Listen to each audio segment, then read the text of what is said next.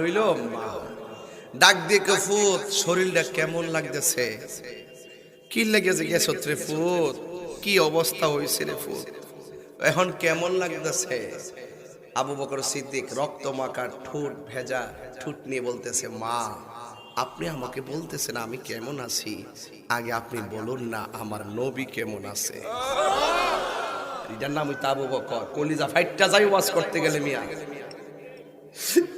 মা আমাকে বলে দাও গো, ও মা আমার নবী কেমন আছে?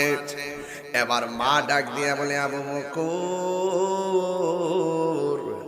নবীর খবর নেব পড়ে, তুমি তো ক্ষুধায় যন্ত্রণায় কাতর হয়ে গেছো, শরীর দিকে যেই রক্ত ঝরেছে, তুমি একটু পানিটা খেয়ে নাও, তুমি একটু খাবার খেয়ে নাও।